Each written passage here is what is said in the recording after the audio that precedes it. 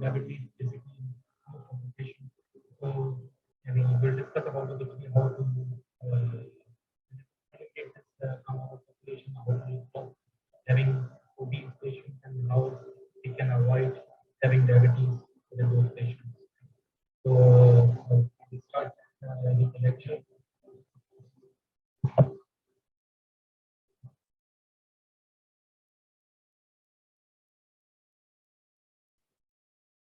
First, we will discuss about obesity as a chronic disease. I mean, how we can say that it is a chronic disease, and then we will discuss about some of the basic treatments that are available and what are the benefits of sustained weight loss with obesity. And there are certain future treatments available for the obesity that are going to be available in the next few years. So, we'll discuss. So first of all, any obesity as a chronic disease. We don't think about obesity as a chronic disease. And, we think about obesity as most of the patients, most of the children and adolescent persons, and even in adults, and we think about obesity as a healthy person. But we should think about it as something which is causing problems with the person. And even from the childhood, in adolescence, they should consider about those patients who are having increased weight, and we should consider them to reduce weight and control their weight from their childhood on the adolescent side, then to have later on in the adulthood when they already have some of the problems with it. So obesity prevalence, as we all know, as it is very common, and it almost every other person or every third person is having obesity or slightly increased weight.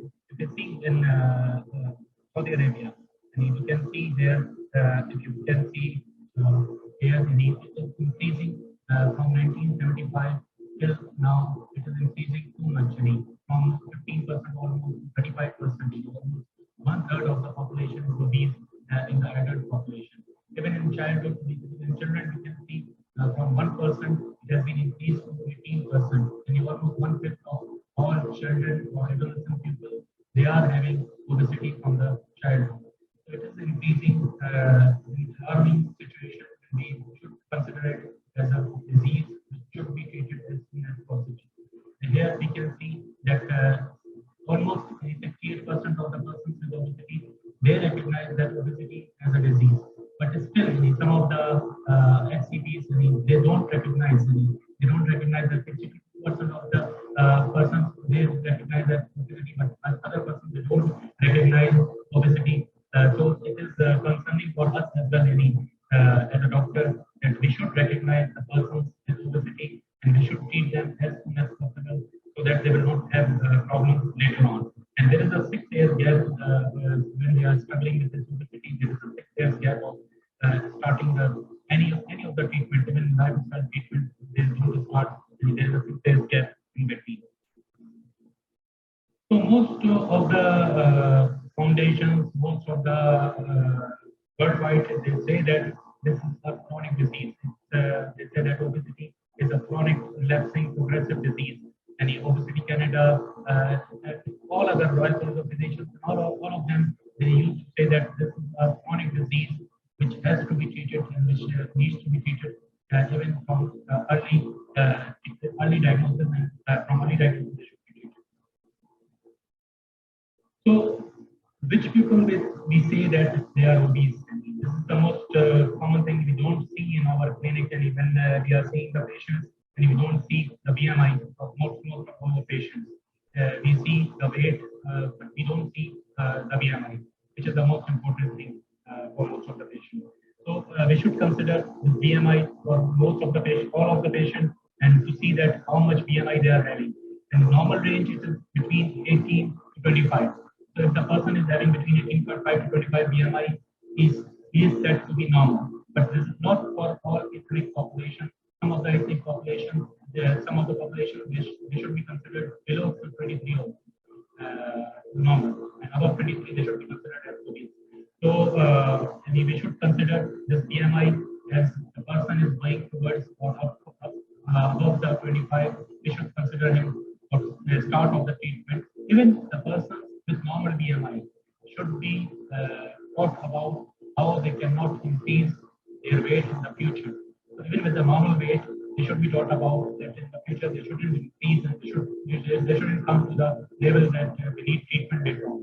So we should treat our patients from the start even at the normal BMI level. So between 25 to 30, this is called pre-obesity or overweight, and then above 30, it is called obesity.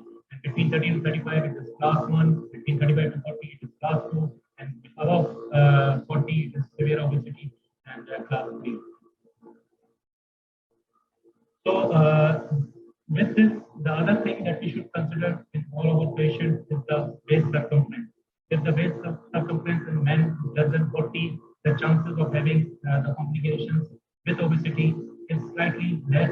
If it is more than 40, the chances of having the complications will be more in those patients. So we should consider the waist circumference in all the patients as well who are having obesity. We should consider the waist circumference in those patients.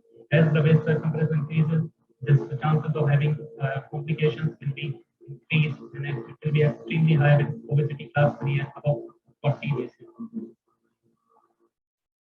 In children also, we should consider this as a. I'm going to present about the adult, but I would like to share this slide so that we should know how the children can be diagnosed as obese. So if less than 2 years, the obesity criteria is 97.7% percentile of the height if their weight is increased. And if more than 2 years, between 85 to 95, it is overweight of the percentile, BMI percentile. And if it is more than 120, it will be class 2, and more than 140, it will be class 3 severe obesity in children and adults. So how we can think about that energy balance is regulated in our body. And you see here, there are two things basically, that is energy intake and energy expenditure. But besides these two things, there are multiple other factors which are contributing to this weight gain in most of our patients. So how these things will affect the adipose tissue in our body, the increased palatability of pleasure, it will increase the adipose tissue in our body. The pancreas is responsible for some of the things. The gut is responsible for some of the things. There are genetics coming from the parents or grandparents which are responsible for some of the patients which can increase their weight. There are certain medications which can increase. So, besides this energy intake and energy expenditure, this is the most common thing that we consider in our clinic. There are certain other things which we should consider in our patients, that there are some problems with the genetics or some problems with the medication that they are taking. Many of the antipsychotic medications, antidepressants, they can increase weight with the patient. So why we are worried about this obesity? I mean, is it so much alarming? So we can see here that there are many complications which can occur, which are usually occurring in our patients nowadays. We can see here that many metabolic, mechanical, as well as mental complications are there. Patients who are obese, they are usually taught by they are told by other persons that you are obese or something like this, and they went into depression or anxiety with those things. Other than this, with the obesity, the chances of having dementia will increase. Other than this, there are many other complications related to the liver, related to the fertility, and some of the mechanical complications like incontinence or osteoarthritis is common nowadays with our patients with obesity. And besides this, the main complications that we are having nowadays is cardiovascular disease and other risk factors that we are having with stroke, dyslipidemia, hypertension in those patients. So all of these things can increase the chances of death rate in those patients with obesity. So with type 2 diabetes, it will complicate further with these things to have all these things together in those patients.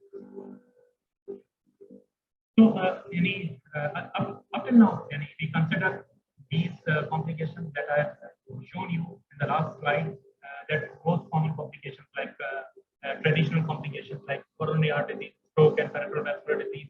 They were think about these complications only in the past. Nowadays, they are considering other complications of this obesity as well. And these other complications, cancer. 13 different types of cancer which can occur in obese patients, and they are prone to have those cancers in those patients. Infections are more common in those patients.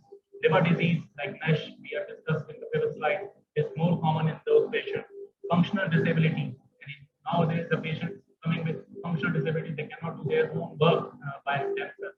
This is a common abnormality in our patients nowadays. Cognitive disability is more common in these patients. So all of these complications, they are arising with the obesity is increasing in our population. So, and it will decrease the weight, how it helps our patient. So we can see here, it will decrease 5 to 10% of the weight. There is reduction in risk of type 2 diabetes, reduction in cardiovascular mortality, it's improvement in blood lipid profile, improvement in blood pressure, and improvement in severity of obstructive sleep apnea in those patients, improvement in health-related quality of life of those patients.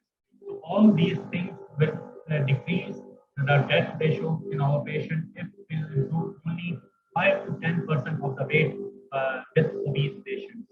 So this is with 5 to 10% only, but it will improve the weight further, and it will increase 15% or 20% of the weight improvement. There are chances the patient who are pre-diabetic, they will return back to their normal level of sugar.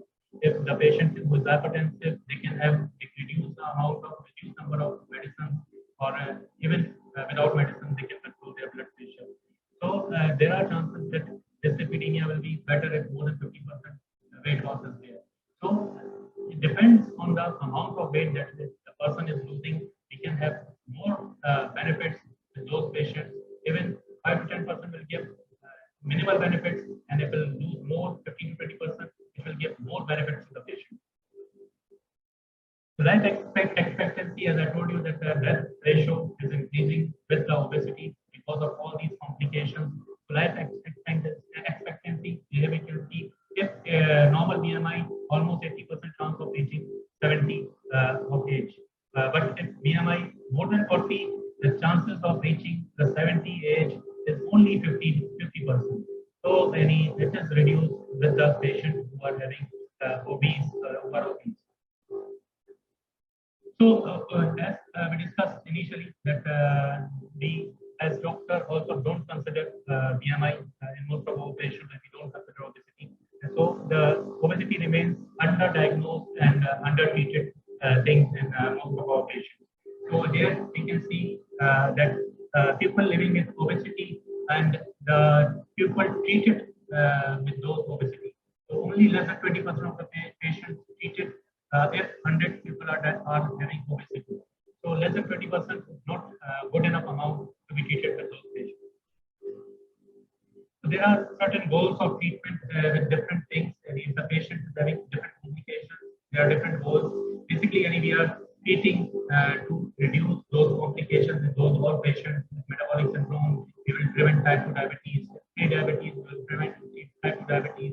If already type 2 diabetic patient, we will control the sugar and all the complications of diabetes. So it depends on the type of complications they are having with obesity, and we will treat that complication specifically with those patients. So sustained weight loss challenges and the benefits, and what are the available treatment for these things now. As we can see here, even if normal weight, no obesity, we should prevent overweight and obesity in those patients. So even if the patient is normal weight, they should tell them that they shouldn't get in the future overweight or obese with this thing. We should tell them healthy meal plans and physical activities, health education, and environmental different things that they should do with those patients. And if the patient is having stage 0 without any complications, even those patients, we should prevent further weight gain and complications of diabetes that they can get with this obesity in the future. And with the stage 1 and stage 2, it's a tertiary treatment now. And they have already have complications, and we should treat the complications from there. So the idea of giving this slide here is that we should treat even the normal weight person. We should treat them. We should ask them to have normal weight continuously, and they should have a diet which can increase their weight in the future. And from here, without complications, even these patients, we should help them reduce their weight and not to have the complications in the future. So, start of treatment, even with no complications, if there is failure to lose weight, we should start the treatment. If weight regain with the lifestyle therapy, then we should start the treatment. With presence of weight-related complications, already the patient is having complications, and it should be started the treatment. So there are three pillars of treatment: any psychological intervention, pharmacological therapy, and bariatric surgery. Psychological intervention, we can psychologically tell the patient how he should fight with this obesity, and the lifestyle intervention should be given at that time. And with this, if the patient is having more than 30 BMI or more than 27 with complications, we should start the pharmacological treatment in those patients.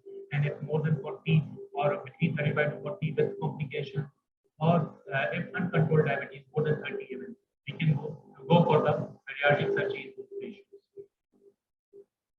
So lifestyle intervention is the basic treatment in all of our patients. Even with normal weight, we should tell them that lifestyle intervention should be there for those who are having normal weight. So they should have healthy eating, physical activity, and with behavioral therapy to ask for anything related to this. If not controlled, then pharmacotherapy, and if not controlled, then bariatric surgery we can do. So current pharmacotherapy, and if you can see there, weight loss achieved with healthy eating, physical activity, but it is difficult to maintain in most of our patients. Even if we reduce the weight, the chances of keeping that weight will be less in the patients who are not taught with the behavioral changes and lifestyle intervention. Because this lifestyle intervention, behavioral changes is the most important thing for all the patients. After losing weight, they can maintain their weight only with the lifestyle intervention and behavioral changes. So we can see there that lifestyle modification can reduce 3 to 5%, and with adjunct therapy, about 8% we can reduce, and with bariatric surgery or metabolic procedures, we can reduce 25% or more of weight in those patients. So most factors do not predict a good treatment response, but here we can see in a study that was done on liraglutide, which shows that if initially in the first 16 weeks the patient reduces more than 5% of the weight, the chances of reducing the weight will be more in those patients in the future. So weight loss alters the body's homeostatic system, and favoring the weight gain. And whenever we are doing the weight loss, there is certain homeostatic changes which are there in our body, which increases the chances of having weight gain when we stop that therapy. So this can be stopped. This vicious circle can be stopped only by giving lifestyle intervention and behavioral therapy to the patients who have already lost their weight. In this, there are certain studies done in which initially the weight loss was done, but later on follow-up, most of the patients, they cannot maintain their weight loss. Here you can see even 30% weight loss, it remains to only 5% of the patients. 30% of the patients get weight change that there, but it reduced to 5 kgs later on once they are not on follow-up and they are not maintaining the same thing that they are doing before. And it was done for all of the patients. It was only by lifestyle intervention in those patients and behavioral changes. So once they stop this lifestyle changes, once they stop this behavior pattern, they again regain the weight and again drop over the life. So in Saudi Arabia, they have seen that 61% lost more than 5% of the weight, but only 5% can keep their weight in the future. And the rest of the patients, they again regain the weight. And 25% of the patients, they reduce more than 10% of the weight, but only 3% of them can keep their weight later on month on month. So we'll come to the treatment option. What were the treatment options? We have discussed about the sustained weight loss, how we can keep the weight sustained loss with lifestyle intervention in the patients. So we'll consider now the treatment options that we can give to the patients. These are the treatment options that were available further long ago in 2007. Only 2 treatments were available: orlistat and fentanyl, and they have multiple side effects, and the weight loss is not too much with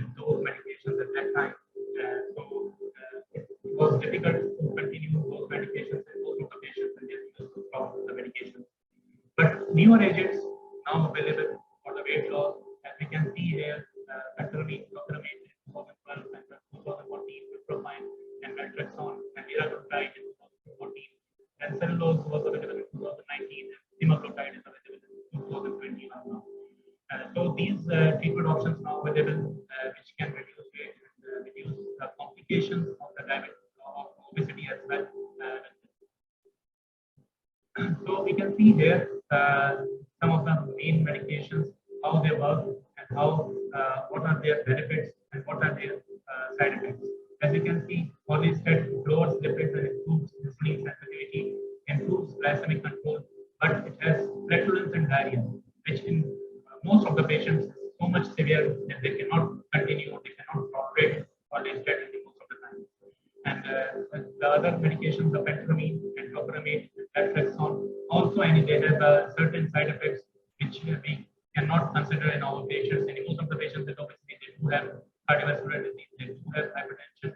So if they have this hypertension or cardiovascular disease already, then it's very difficult to advise them these medications with all these problems they can give to those patients. So now remaining liraglutide and semaglutide, which are the remaining treatment options available right now for us, for most of our patients having diabetes and obesity. So liraglutide, it improves glycemic control, it reduces triglycerides, it improves NASH in most of the patients. It has side effect of nausea and vomiting or diarrhea in some of the patients, which can be overcome after 2 to 3 weeks of part of the treatment. In Saudi Arabia, we have available orlistat and liraglutide. Still, we don't have the semaglutide 2.4 milligram. We don't have available in Saudi Arabia. So we have available only orlistat and liraglutide right now in Saudi Arabia. So the amount of weight loss with these treatments, you can see here, Metformin that can reduce up to 10 kgs of weight, but with certain side effects which we cannot tolerate in our patients. Naltrexone and Mifeprine around 4.5 kg weight loss there. Liraglutide can reduce up to 6 kgs of weight. Semaglutide can reduce from 6 to 16 kgs of weight, and orlistat can reduce up to 3 kg of weight in patients. So the treatment option which is not available here, cellulose is available. We can give this cellulose with before lunch and before dinner to the patients to feel them that they are not hungry anymore, that they will not eat much, that they can reduce the weight around them. From placebo, we can see less 2 kgs with this treatment. So it's not too much effective, but still it can give some benefit to some patients. But the main treatment that is available in Saudi Arabia is liraglutide. So liraglutide, which is available in our country, we can reduce from 8% to 6%. And we can see that depending the patient is having other complications or not. With diabetes, usually the reduction of weight is not too much in most of the patients. Even all the studies they show that the patients who are having diabetes, it will give them the medications, it can reduce weight. The reduction of weight is not too much in those patients. The patients who are not having diabetes, it will give them these medications. The reduction of weight is much more than the patient with diabetes. Here we can see also this with obesity and in pre-diabetes, we can see obesity reduces 8% of the weight loss, but with diabetes and patients, only 6% of the weight loss is there with liraglutide. So there is a weight loss in those patients with diabetes, and without diabetes, even the weight loss is there. So we can prescribe the liraglutide 3 milligram in those patients on a titrating dose. It should be started with a dose of 7.6 and titrated every week till the maximum dose reach and continue for at least 1 year, 2 years, depending on the amount of weight loss we want for the patient. So it can be prescribed in all adults, as well as it can be prescribed in adolescent patients above 12 years. So it has been approved for the adolescent patients above 12 years who are having body weight above 60 kgs. We can prescribe this medication in those patients as well. The other medication that is available is semaglutide, which is not available in Saudi Arabia, but other UAE and America, it is available and can be available in other countries as well. So this reduction of weight with this, we can see here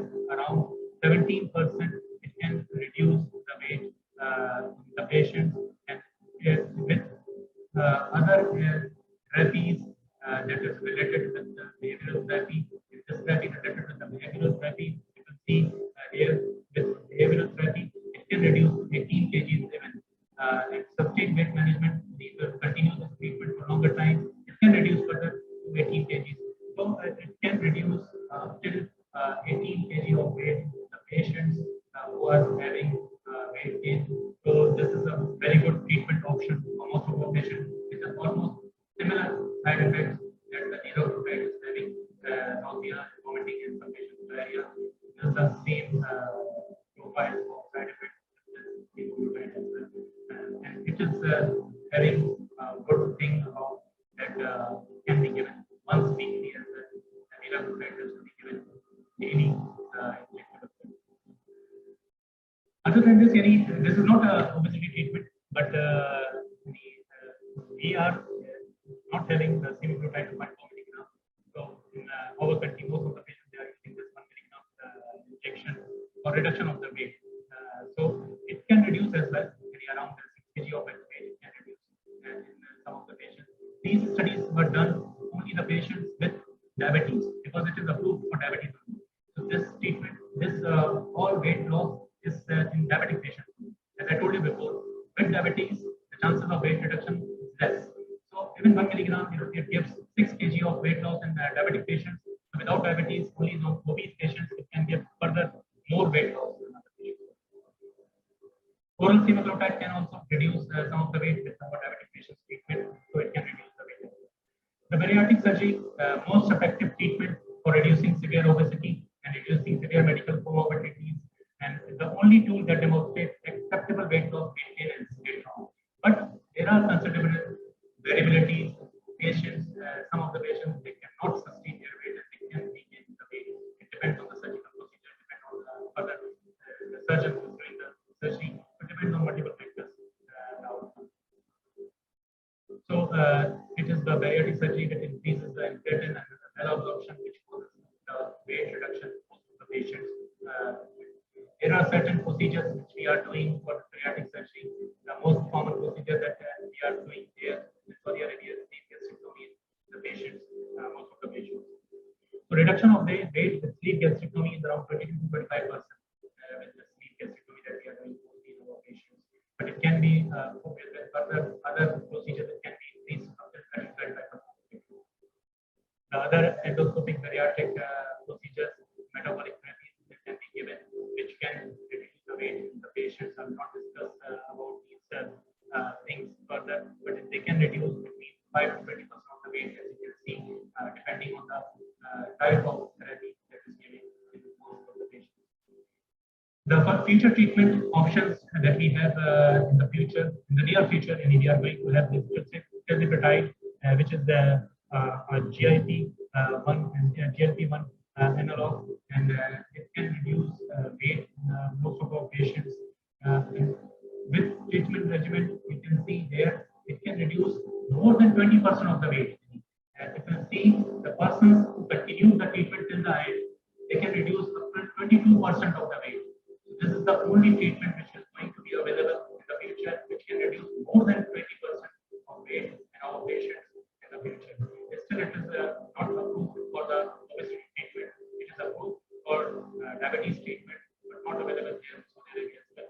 It is available in UAE and America, but not available here for diabetes treatment. But obesity is still not approved. Maybe in January or February it will be approved after having other studies. So sustained weight loss, and we can see here the sustained weight loss.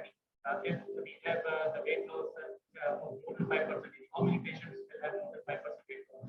Here you can see almost 97% of the patients can reduce the 5% of the body weight if they start with this treatment. Above 90% of the patients will be having more than 10%. Even if we see here about 40% of the patients, they will have more than 20% of 25% of the weight loss, and more than 20% is available above 60% of the patients. We increase the medication to the highest dose available. So above 60% of the patients will have more than 20% of the weight loss with this treatment. So this cagrilintide is another treatment available, and it can in the future, and there is combination of this with semaglutide, which they are studying for the weight loss.